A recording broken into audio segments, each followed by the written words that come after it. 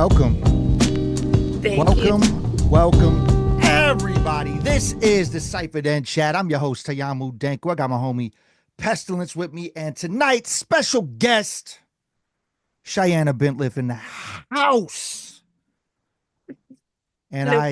I was told most people fucked the name up the first I time, but was I really did hoping not. you were. I was hoping you were going to when you introduced her on Bro, the show. why are Then you such a hater, though? That's what I'm it's wondering not right a now. hater. It would have been funny. It happens every single time. Nobody ever gets it right. I actually did that same thing he's talking about. We had a guest on one time, and I had asked them before, "Is this how you pronounce the name?" You're like, "Yeah, that's it." And then like I did the intro, and I fucked it all up. It was terrible. Right. And then Oh yeah, yeah. and then Pestilence was clowning me after that. Yeah. It's all good though. I always just tell people shy is just the easiest way to go with it. Just shy. Yeah. So, what really got you into this fighting journey? Because right now you're in bare knuckle, but you also dabbled in MMA a little bit. So what really had you go in that direction to start fighting, or was it like something you did since you were growing up, or I just kind of grew up a little bit scrappier. Um, I just, if people wanted to start something, I wasn't scared to finish it. So, hmm, it was just kind of a natural pathway. I'm not scared of like confrontation. It was just something I was always kind of like. And then I had friends that were in the MMA scene kind of coming up back home where I'm from, and I got really interested in it. And then I would ask them, like, hey, can I come train with you guys and stuff like that? And so I just kind of jumped in, and I took a fight on my 21st birthday, and that was like my very first MMA fight. And so that's where I just kind of found a real passion and love for the fight world. hmm, that's what's up. And you're from South Dakota, right? That's Yeah, yeah. So we don't have like a big fight scene out there. It's very. I grew up in the country, super small town. Like I graduated with like 18 kids, super small. oh wow, Yeah, yes, that's like one of those small like schoolhouse joints. pretty Ah, much. We had they're like, regular schools nowadays. Denku, my graduating Bro, class had like ain't 35. really, bro. Yeah. I don't know. I guess. Well, okay. So I'm from Milwaukee. I'm from a bigger city. well, I was gonna Um. say our whole graduating class, like the whole, like our 12th grade was all 18 of us. Like there was no more. We had one class, like one grade per room kind of thing. So like hmm. first grade, second grade, third grade, but there was just one classroom per grade. So I Oh, think, okay. yeah, So it was the whole school was first through 12th grade. yeah, Okay. kindergarten all the way through Yeah. 12th. Yeah, All Ours right. was too. yeah, super tiny. Just I think our population was like 225 people or something like that. Super small. Word. So what was your favorite thing to do in the super small town? Because I'm always curious. Like I'm like what do you do there? What do you? We were all pretty much into sports. Sports is just super big in the small communities like that. And, just kind of like we would just find random things to do throughout the day, like in the summertime, hanging out with friends. We did like a lot of fishing and stuff like that. Hmm. Super country kid stuff. Like, That's also, like I grew up like working on a ranch and stuff. And so there's, if you worked in the ranch or on the farms and stuff, you always had chores that you had to tend to first before you got to anything else, really. that's what's up. So the transition from MMA to bare knuckle, what sparked that for you?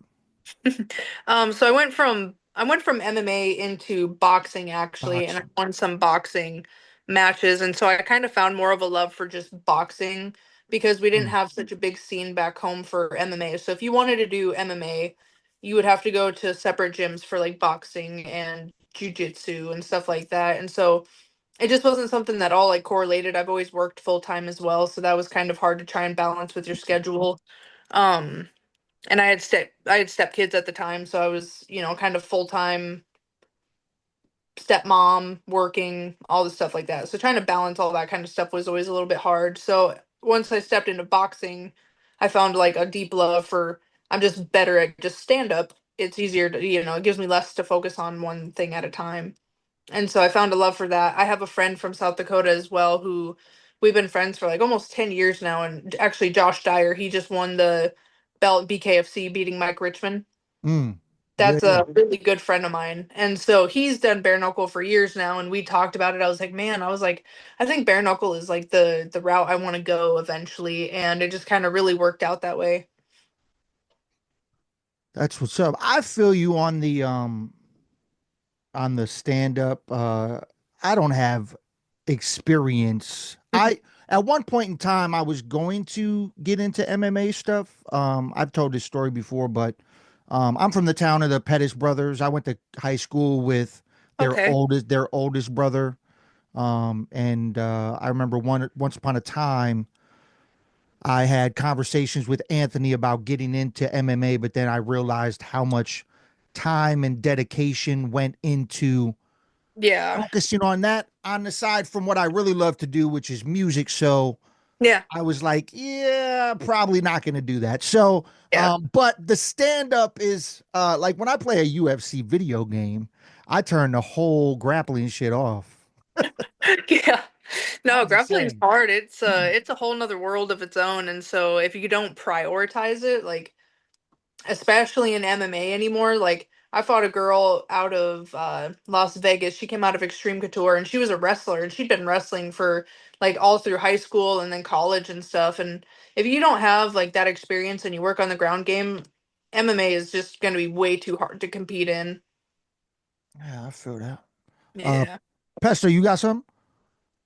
Well, so like as somebody that has done both of those and you've boxed as well, you've mentioned, um, I'm always curious about like, so when you're training for a fight and you're preparing, is there like a huge gap between your training stuff and then obviously when you're getting in there? Because you're not trying to sustain that kind of damage when you're leading up to that kind of stuff. So how do you kind of simulate that kind of reality of what it actually is when you get into How do we the train for cage? bare knuckle kind of? What's different about training for bare knuckle over like just regular boxing? So that's a really great question, and that's something I've kind of gone into depth with my coaches because they're coaches that have worked, what my coach, so I live in Louisiana right now, and I go out to Vegas and I train with my coach out there. So I have two different coaches that I work with. Um, and the one I work with here in Louisiana is predominantly just traditional boxing. That's what he's worked with majority of the time. Carly Giudice is actually one of his athletes, and she's in the UFC, and she's really great. And so he's a really great striking coach. But the biggest difference, especially with boxing and bare knuckle boxing, is you can't actually hit as hard as you can in bare knuckle because you're just going to break your hands. And so you have to be super strategic about the density, like how hard you're hitting, the force you put behind things, and being super strategic, because if you catch somebody like on a forehead or something, you're going to break your knuckles so quickly, break your hand, like get up in here, the wrist, whatever else. And so you really have to like learn the dynamic of bare knuckle boxing, and like you can't throw everything that you have into every punch that you get. You have to be strategic. A lot more in my head. You have to be a lot more strategic. And I love boxing. Like I really fell in love with traditional boxing, but when you got into bare knuckle, you notice that and it's dirty boxing too. My very first bare knuckle match, she had a really great clinch game. And that just completely like threw me for a loop. It was so different than anything I've ever really had to deal with because it's not MMA, so you're not thinking like somebody's gonna hold on to you the whole time. But it's not traditional boxing either because they're just gonna break you up. But if you're getting bare knuckle and you're working on it, working on it, working on it, like they're not gonna stop you. They're gonna let you keep going. And so it was a real big transition trying to find a happy medium for what bare knuckle really is. Okay. Is Does there that answer that? Does that answer that for you, Pesta? Yeah. Yeah. Is there a difference in the rule systems from the different organizations? Like, because you're in BKB and then there's BKFC, right? Um, Right.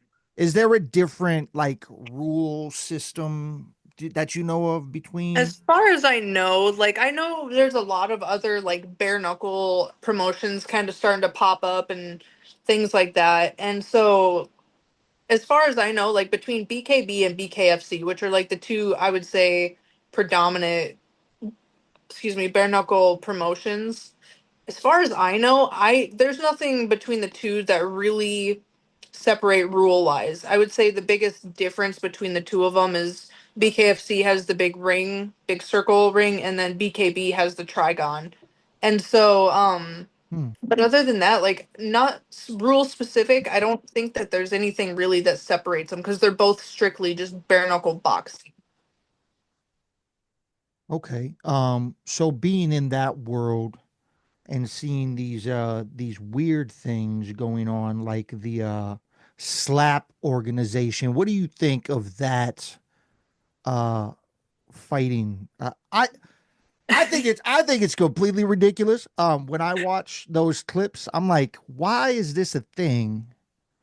Yeah, I'm not a big fan of the slap, but at the same, like it's just we're also in the entertainment business. And when you think Hmm, about that, like entertainment is very relative to the audience. So it's not my thing, but it's pretty, there's some people that absolutely love it, follow it, all that, just like anything else out there for entertainment, really. There's a lot of people that are like, I don't know why you would ever do bare knuckle. That's absolutely crazy to me. And they're like, I couldn't watch that. That's too much blood. Like I can't watch stuff like that. And so I think it's interesting. It's super relative, but especially like stepping into fighting, I've really become more aware of like how many different forms of entertainment there really is out there and how everybody there's like just something for everybody. And so I kind of find I can appreciate that.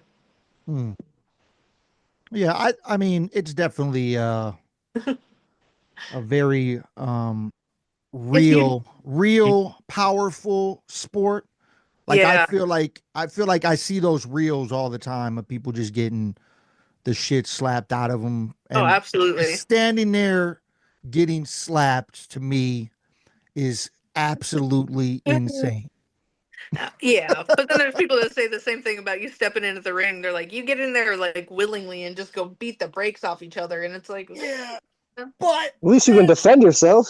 yeah, yeah, but this is that's true. what I'm saying. Like you can hit back though. Like you're just standing there Yeah, waiting for someone to slap you as hard as they can in the face before you get to even attempt to slap them back. it's definitely not something that I've gotten into, but it's interesting.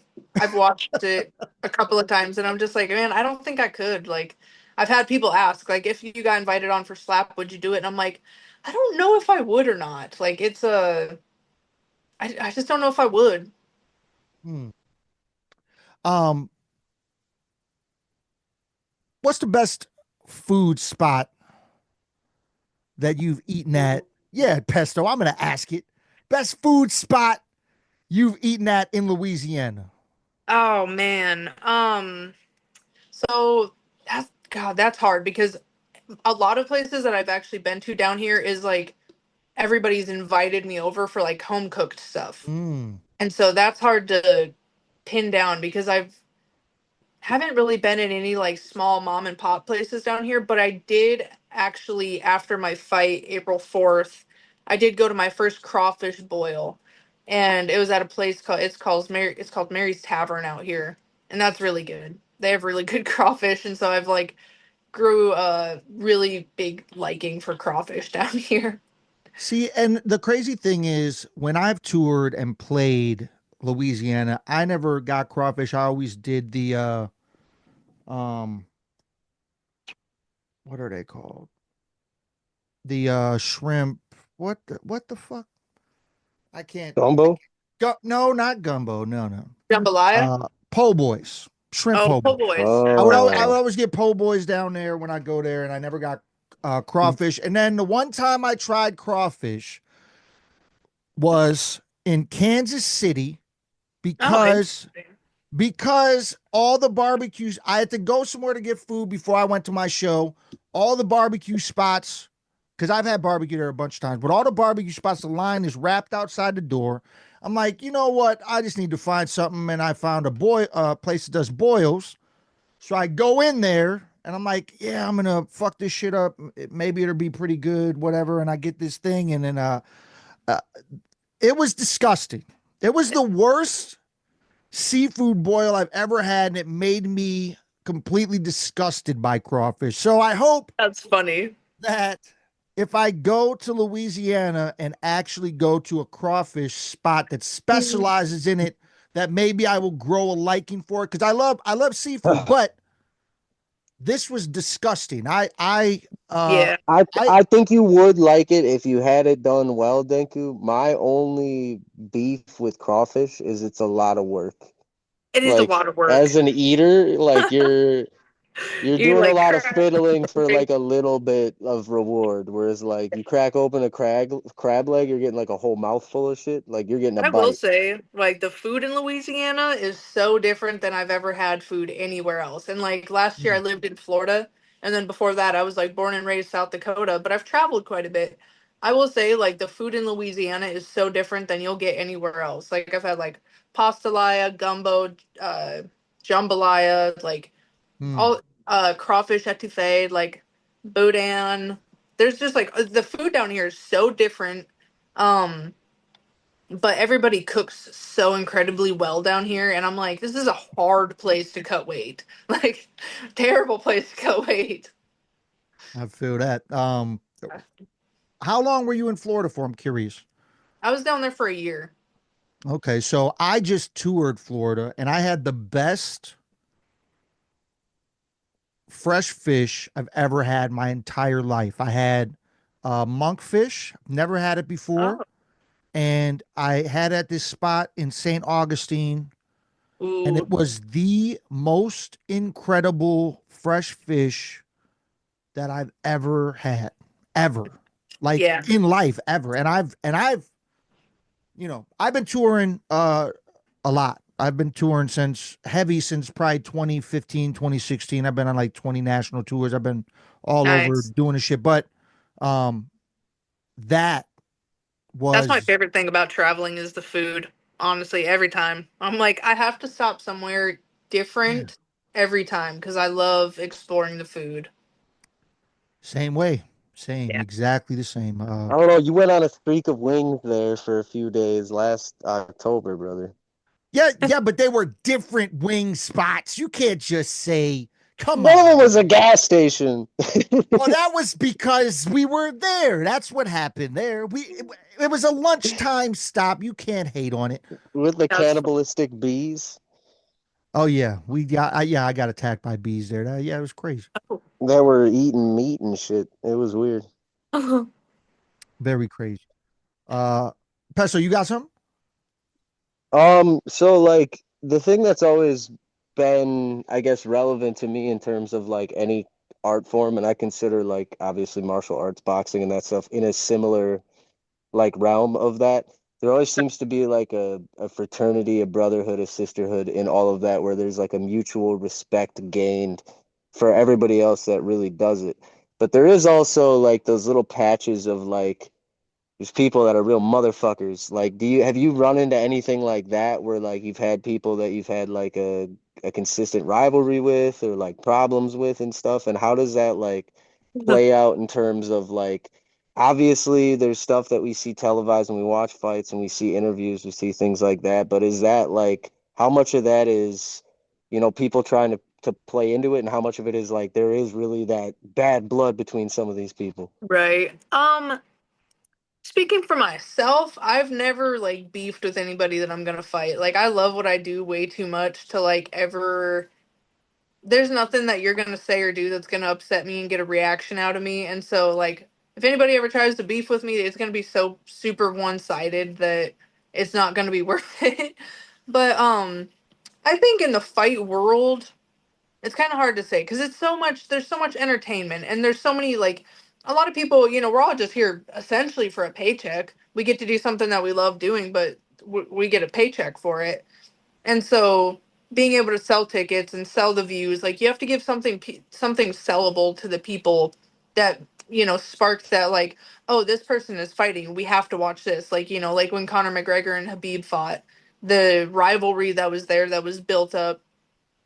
And I feel like that was a real rivalry, but there's so many other ones that, like, as soon as the fight's done, you see people hug and just like walk off and it's done and over with there. And so I think a lot of people in the fight world are actually a lot more like level-headed and cool than you imagine them to be, just because of what they put on the show for the camera. But we're all just kind of, trying to make a living, trying to sell and push and do what we can to be relevant in the limelight.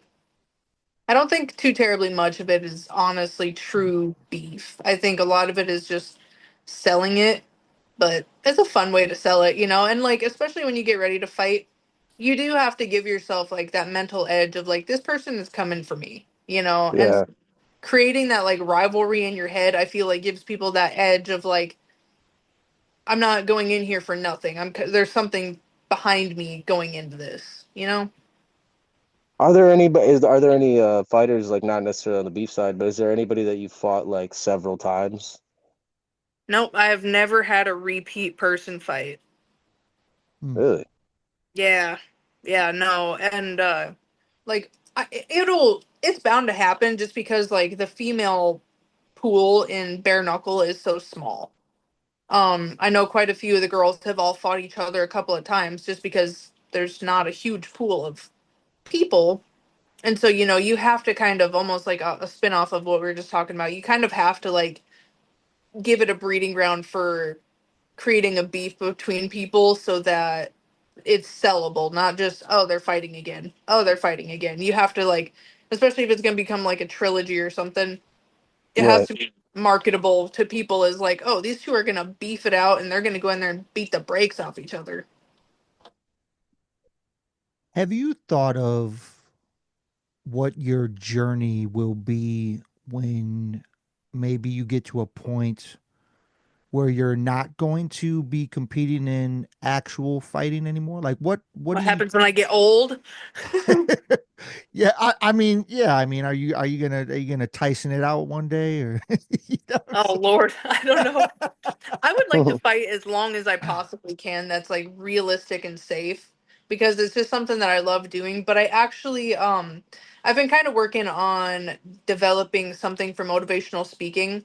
I've always had a really big thing for, um, like the mental health side of things and also for speaking confidence into people because I feel like a lot of people severely lack confidence and lack there's a lot of people that lack somebody that is in their life that tells them, hey, you can do this. Like, it's not easy, you got to work hard. It's not just, dreams don't just get handed to you, but if you work for things, pretty much anything you set your mind to is achievable. And so I've been working on developing some stuff, and trying to move forward on like motivational speaking. It's something I'm pretty passionate about and something that I really enjoy doing. That's what's up. I mean, yeah, we see it all the time in the hip hop world because um it's not easy just to get up on stage. A lot of people like we Yeah. I've been rhyming so long that and I'm just like it's kind of just like a freak of nature type situation because I've never been nervous in my life as far as Right. getting on stage. It's just always been a thing that I enjoy doing and I just don't get nervous. I don't know why. Yeah. But when I think of it in like a viewer standpoint of what you're mentioning, like to build somebody's confidence to get on stage, um, yeah, it's definitely a hard thing for people to do. Were you ever so motivational speaking is also um you just you're not nervous to do that, like to talk in front of people to talk to them? Like, is that just Um, like a I used to be a little bit, not just I don't know why. Because I've always spoke really well. Literature's always been like one of my favorite things. I always grew up a big bookworm, and so like speaking has never been uncomfortable for me. And I think just like coming up through high school and growing up in small towns and stuff like that, it just took some time getting used to. But now, especially like I've been building like my Facebook and like my platforms for a few years now, to the point where like especially like after fights, I get on and I live stream and I talk to everybody and stuff like that. And like, I'll be covered in blood, or like this last time my nose was pouring blood and I had to keep like changing like nose wipes and stuff like that. And so I've just like kind of put myself in that position of like I really enjoy being able to take what I do and make it applicable, geez, to other people, and to share it with them, and to give people the opportunity to like relate to that. And I really enjoy kind of putting it out there for people that, like, I know I have like a high level of confidence and I like present myself that way, but I really like enjoy when people can connect on a really human level. And Mm, even if people like see you like, oh, you're somebody that I feel is like up here, like puts you on a pedestal of somehow, some sort of some way. Like I really like finding like a common ground and like relating human life experiences with people, and making it comfortable for people to like receive information from you well. Because I feel like if you try to preach at people from a level of up here and like, oh, you got to do this if you want to be successful, you got to do this, I think that when you like slow yourself down a little bit and make yourself like just show how human you are, it's a lot more relatable, and it's more bound to stick with people. mm, yeah, I feel that. Yeah. Uh, Pesto. Think yeah, I think we've Yeah. all like kind of been at a point in life where if somebody comes to us and makes it relatable, it makes life a little bit easier. So Yeah, of course, of course. Um, Pesto, you got something? Yeah, you said you're a bookworm. Do you have a favorite author or like genre of books to read? I really don't. That's hard. Music and books are really hard for me because I just love kind of like a little bit of everything. There's something I love from each genre, each like authors, anything and everything. Everybody, there's so much uniqueness in the realm of like music and books and art. Like it's hard to try and pin down a favorite ever. I Okay, feel that. I so feel that. let's not pin down a favorite in the music aspect of things. I want to hear 5 songs that you could just pick out of the air that might end up on your training mixtape. Ooh, dang. I'm a big Breaking Benjamin fan. And so like pretty much anything from Breaking Benjamin from first album to current album, you could find definitely on there. I really like Bad Omens. I like Lamb of God. Oh man.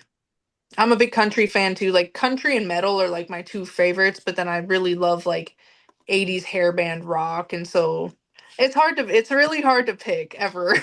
Have you ever been to Wisconsin? You would love it here. No, They got lots of 80s hair bands. I love that. Fucking just cover bands.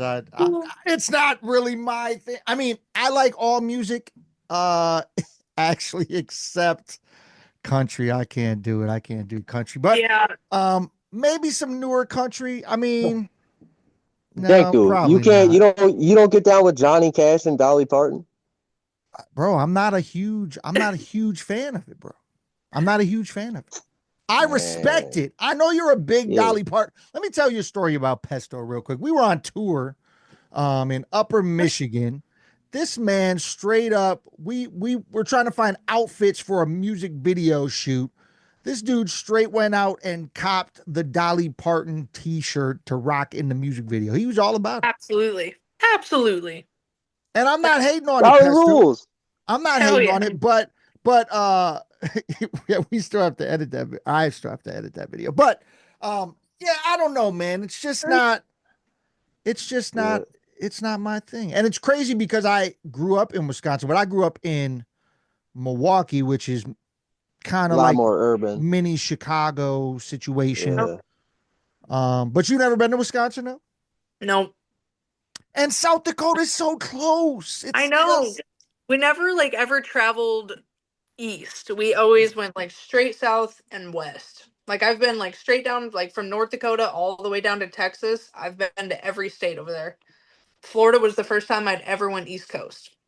it's weird because I've had the opposite experience being from Right? Wisconsin for the most part until music happened. We always went east, never went west. But Yeah, like I had a friend that grew up in Rapid City and he moved that's here where I'm when I from. was like So 20. crazy. Yeah, he's lived there Well, he lives there again now, but yeah. Okay. That's Very Yeah. interesting. much like not I could see a lot of similarities between the neighborhood he moved to up by us, where it was like very quiet, and what he had out there, because he's always like they're shooting like assault rifles on their land. They got wolves, like Yeah. they're Oh yeah. just like frontier people, you know. It's like, all right. Pretty much. We live like pretty simple lives up there. Like it's been kind of crazy coming down here and there's like, oh, we might be having hurricanes and like I was in Florida and that's when we got hit with the three hurricanes and there was like 207 tornadoes touched down in one day and I'm just like, holy hell. Like that's crazy. Like the most we got going on back home is like a blizzard, you know? Yeah. Have you had any encounters with, because like another thing we're always blessed with up here is we don't really have any like, aside from like bears and wolves, which they're not really in our area.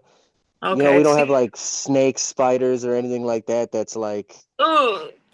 gonna Yeah, the get you. bugs are heavy down here. The bugs are heavy. I Have don't you like had any encounters with like anything that like made the heart really pump?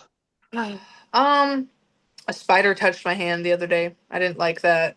But I was I'm cleaning out a rental for my landlord right now. He had some people move out and he was like, "Hey, you know, like I'll if you want to clean this out, I'll pay you or you can take it off your rent." And so I was like, "Yeah, sure, you know, whatever." And so they left a couch in there and so I was moving it out and I like flipped it over and I didn't have my glasses on so I couldn't see. And I like got close and I like had my hand in it. Something touched my hands and so I was like, "Ooh, like what was that?" And I looked down. I didn't see nothing, and I go again, and then this spider starts crawling across the couch, and I was like, "Nope, nope!" Like I almost burned the place down. For I cleaned somebody your that rental doesn't with like bugs, fire. the South was probably a poor choice, but I love it here. Uh, I it didn't happen to me, but my aunt and uncle have lived in Texas for a very long time. They're from here. They moved to Michigan, and then they were down in.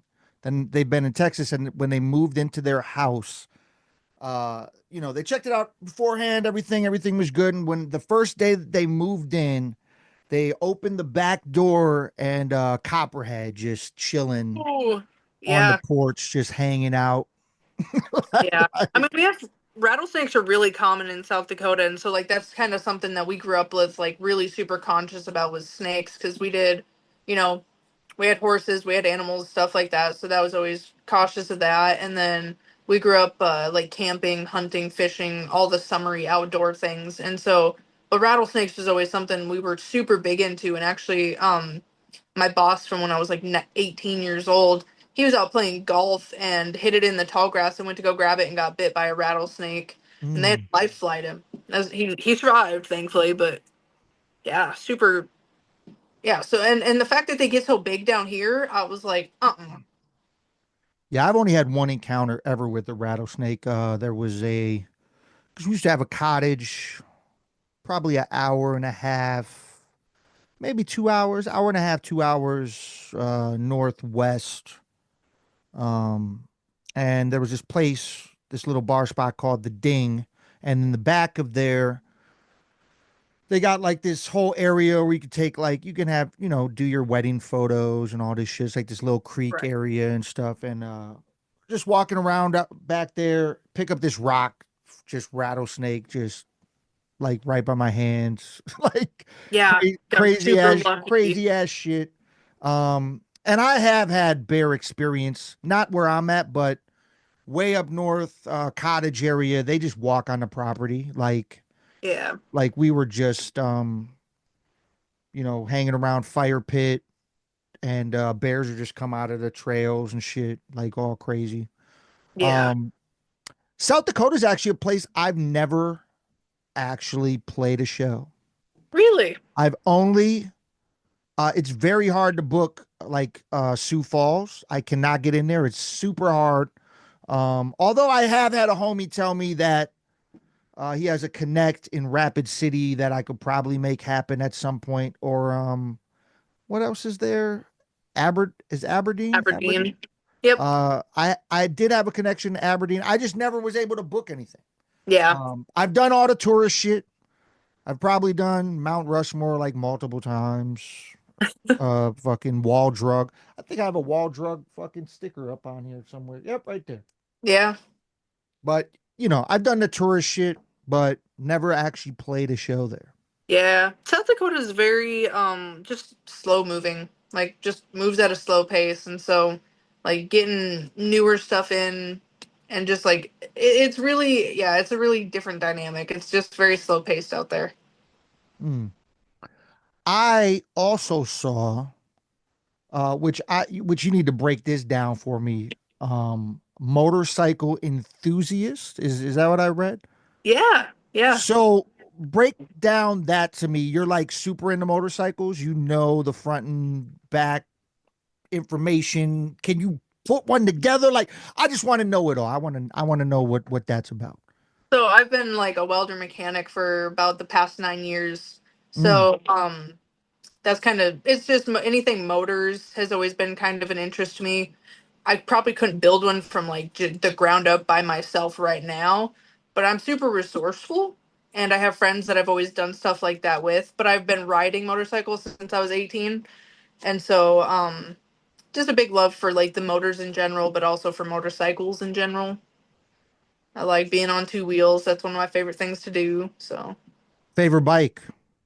ooh, it's hard because I'm a big sport bike fan. I had an R1 and I absolutely hands down loved that bike. And I also have owned Harleys. I had an older FXR that I really really loved, and if I could get my hands on that bike or one super similar to it, I'd probably do that. I wish I could like pop up a picture, but there's like my mom's husband actually uh built a chopper from ground up, and it's Oh, pretty. insane. It looks so dope. I wish I could just pop up a picture of it to show you. You probably dig it. Yeah. I think Oh, I love choppers. Like that's the beauty about choppers is like no two choppers could probably look the same. Like you can build them so different. I actually like when I get like a little bit more established and more time on my hands, that's what I want to build is a chopper. mm, dope. Pesto, you got something? Oh, I don't have a fucking chopper, brother. You know Well, this. clearly, I know you don't have a chopper, bro. Do No, you I want one don't. though? I don't have a chopper. I had time where like I don't dislike motorcycles. Like I'd fuck with one, I'd ride one. I just have never had the opportunity where it's like I live in a place where it would make sense for me to have one. I mean, like Sure. I respect the people in Wisconsin and in these areas that like have the love and passion for it to put that much time, energy, money and stuff into something that they can only use for like such a short time every year, a lot of the time. But like for me, I just have never had the like I'm just under that level of passion. Like if Right. somebody was like, "Here's a free motorcycle and a place you can keep it," I'd be riding that motherfucker all the time. But I don't have the ambition beyond to go and try and get a motorcycle. The Yeah. closest I've ever come was owning a moped that I had for like 2 years, but that's as far as I ever came to having a motorcycle. Halfway there. I did get I passed the test and shit to get it. I just never did a road test because I never got a motorcycle. Yeah. But they're I mean they're fun. I mean all that kind of stuff is fun. I think Bro, that if like if you had ever gotten that moped, you would have totally had to do the Dumb and Dumber scene, bro. oh, dude, I did way stupider shit with that moped. You have no idea. Because the friend that I had at the time was somebody that was very into motorcycles, stock cars, anything mechanical. So he had all of that stuff. Yeah. And I bought the moped, and then he's like, "Let's make this look as ridiculous, like stupid as we can." So we put like the underglow lights on it. Oh We put yeah. like all kinds of shit on it. We You had have to. If you're gonna go with a different moped, rim. like you gotta dress It it up. was it was ridiculous. I love that. Word But up. yeah, If that's if as if I close ever as I had the felt. opportunity, which I probably won't ever have it, but I would have. I love Ducatis. Just always Those are been. nice. I've seen them on the street. Always thought they looked super dope. I don't know. I just always thought they were dope. Yeah. Um, I think any bike can be a real good bike if you build it right. But that's the beauty of it is like everybody has a unique individual taste as to like what a good motorcycle is. Yeah, that's what's up. Yeah, that's As long as very it's not a true. naked bike. If you like naked bikes, you have poor taste. I had a neighbor that was building I don't think you could call it a motorcycle. It was like a bike with, I don't know if it's a lawnmower engine or what he has on it, but he'll every once in a while he'll bust it out and ride it up the road, and it's the loudest, like Oh God. sounds like a weed whacker from Oh so no. far away. It's the Sounds worst. sounds like he needs your mechanics to fix Yeah, it up Correct. yeah. Let me because help I geez. you. maybe that's what maybe he's going for a sick chopper in the future and he started from the bottom. Right, right. Starting with a mini Just chopper with a yeah, the yeah. lawnmower motor. Lawnmower or weed whacker, whatever he's got it running on. But it's yeah, it's Oh, that's fun. ridiculous. Oh man, wow. Do you have how do the fight setups work in the promotion that you're a part of? Do you already have another fight lined up already, or are you waiting for that, or uh Yeah. They so I broke my nose in my last fight. mm, And so and then your hands take a little while to heal, especially like we went into the fourth round but didn't go finish the fourth round. And so that's just like a lot of work on the body. It's a lot of damage that you can take. And so with breaking my nose, they were like, they gave me a mandatory 45-day suspension, and that's just so you don't keep going and getting in fights and like hurting yourself. And so I think I'm coming up me let's see here. I think I have now finally hit my 45 days because it was May, April 4th. So 1, 2, 3, 4, 5. Yeah, so I'm just like I just crossed the threshold into like being allowed to fight, and I actually just went to my first sparring day yesterday since I mm, broke my nose, and it held up pretty all right. So now that now that I'm comfortable with getting back into the gym like full swing and being able to spar and everything like that, now I can let them know, hey, I'm feeling good. I could be prepared for a fight. Like whatever you guys are thinking, we can talk about it now. So now I'm at a point where I can uh, offer up being ready to be in a fight again. So that's what's up. So yeah, it kind of depends on how much damage you take in a fight. Like let's say you walked into a fight, you knock somebody out in the first round, you have no damage. You could potentially, if you wanted to, uh like train for another fight soon after that, right? Is that how that would work?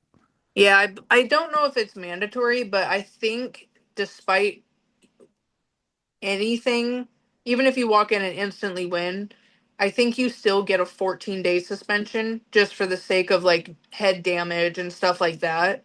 Um, I think you have a mandatory 14-day suspension. I might be wrong on that, but yeah, I think you could fight up as soon as like in a couple of weeks. Hmm, that's what's up. Yeah.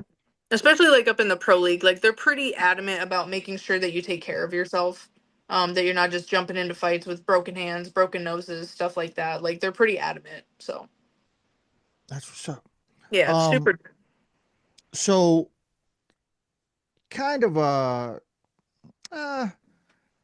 more of a serious topic a little bit. So we had once upon a time, I think it was what was it, Pesto, 2, 3 months ago, we had Mark Hunt on here.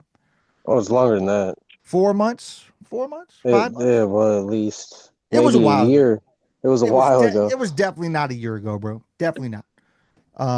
But we had Mark Hunt on here, and one of the main topics he was talking about, because what he is trying to do is,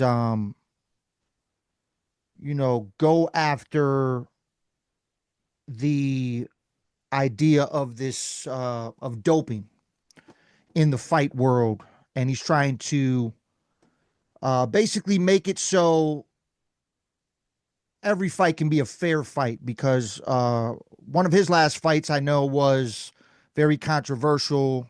Um, Does he fight bare knuckle? no, no, no. So MMA. He So was in Okay. the he UFC. he was in the Oh, UFC, okay. and I think one of his last fights was with Brock Lesnar. Actually, um, How long ago was that? it was a minute. Yeah, probably a decade or more. It was a minute ago. Say. I think It was a while it ago. was a main fight for like UFC 200. Okay, okay. And because they they bring out the names for those for like the hunt like the main UFC 100 had huge names on it. UFC Yeah. 200 had huge names on it. UFC 300 had huge names on it. So, you know, they wanted to bring out the names for that no matter at whatever cost it would take.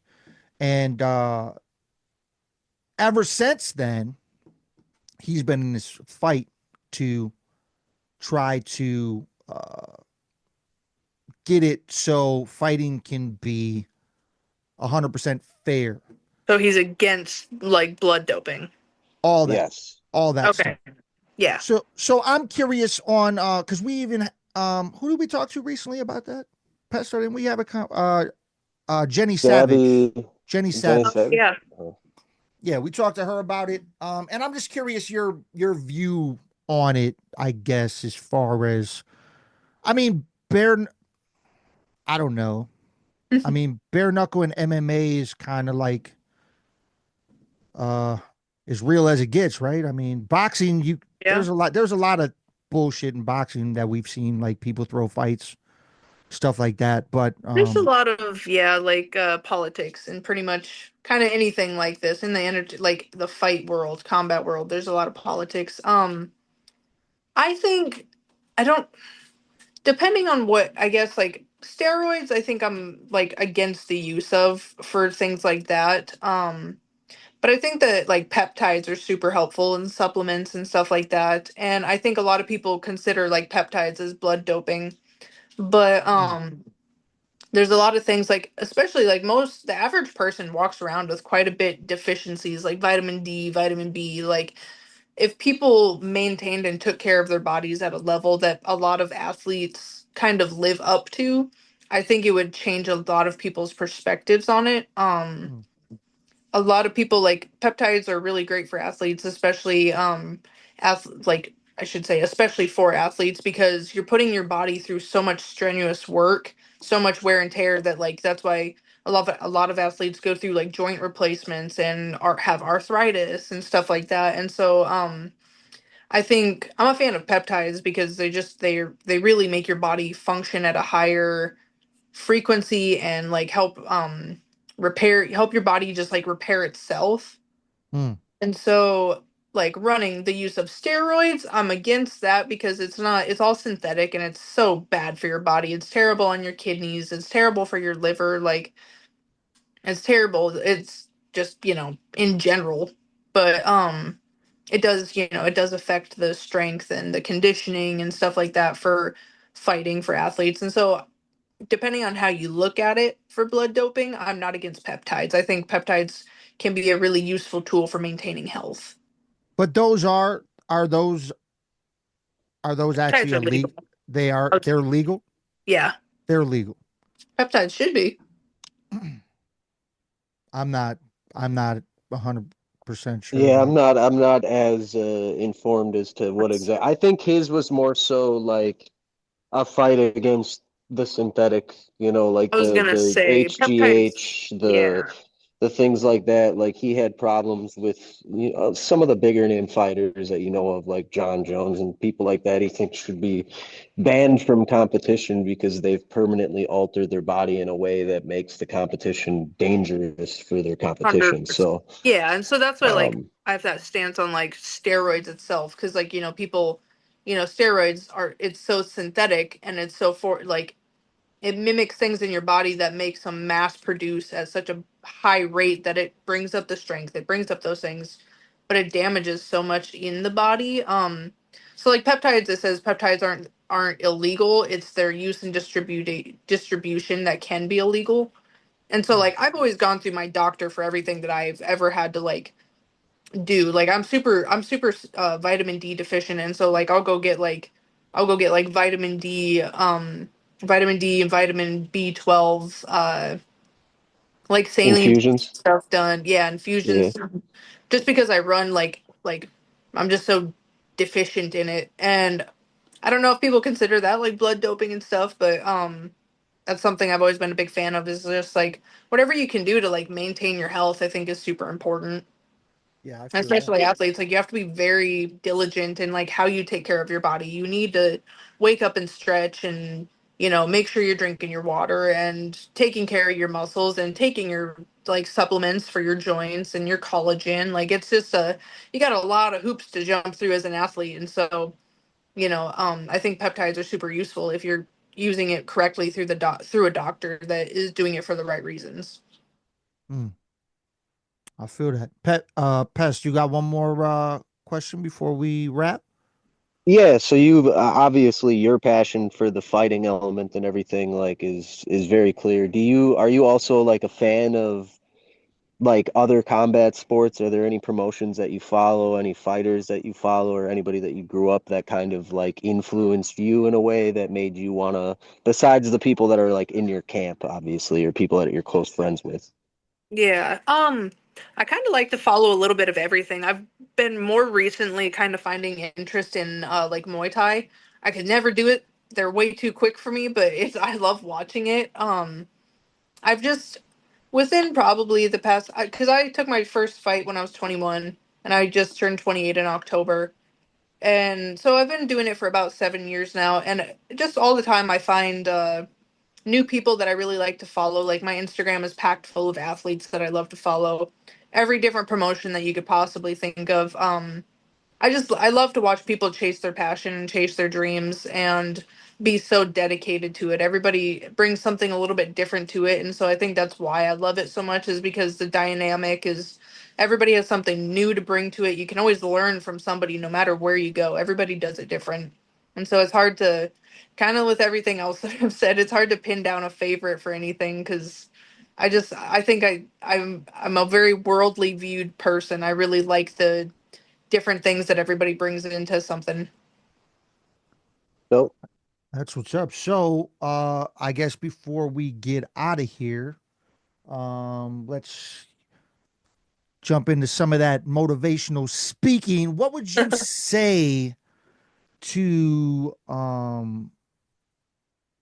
a woman that wants to come up in the sports world like you have, um, as far as a direction, or what would your advice to them be? Stepping into the combat world, just in Yes, general, just in general. I would say it's important who you surround yourself with. Not everybody has genuine intentions. Not everybody is going to match your commitment to what you're doing, and so it's important who you surround yourself with. Nobody's going to want it more than you, and so depending on how bad you want it, it depends on who you surround yourself with and if those people are capable of taking you to where you want to go. Um, Believing in yourself is a huge step. If you walk in and you don't believe in yourself, then you've already failed. Nobody else is going to believe in you more than you believe in yourself, and so you have to you have to create that. You have to start at the bottom and work your way up so that you have such a strong foundation that no matter like we've watched great athletes like Ronda Rousey that took losses and then couldn't recover from them as much as like you feel like they could. Like I think it comes from building a strong foundation of you're going to go through wins, you're going to go through losses, you're going to go through trials, tribulations, you're going to have really great moments where everybody loves you, you're on a win, you're winning, everybody is proud of you and wants all these great things for you. And then as much as everybody can love you and want good things for you within this second, in the next second it can be the complete opposite. And so Mm, you have to mentally prepare for that. You have to mentally build yourself a foundation that you're secure within and know that you're comfortable within. You know that you're going to take criticism. You know that you're going to be somebody's favorite. You're going to be somebody's worst. You're going to be hated on and criticized by everything that you do, how you look, a good day, a good fight, a bad fight. And so walking in and having alignment within yourself, mental, physical, emotional, like all those things. Building a strong foundation is the most important thing you could do. dope. And yes, I think we will end with that. Uh, this has been super dope. We appreciate you to the fullest. Shyanna Bintliff has been our guest tonight. on the CyphaDen Chat podcast, which is presented by CyphaDen Music, where we inspire even those higher. And remember to never stop chasing your dreams, because you will never know what you are fully capable of. Amen to that. My name's Tayamu Denku. That's my homie Pestilence down there. And tonight we had Shyanna Bintliff as our special guest, and we appreciate you to the fullest. Thank you And guys. yes, Thank you. good luck in your next fight ventures. Thank We'll be you. watching and appreciate you again. Until next time.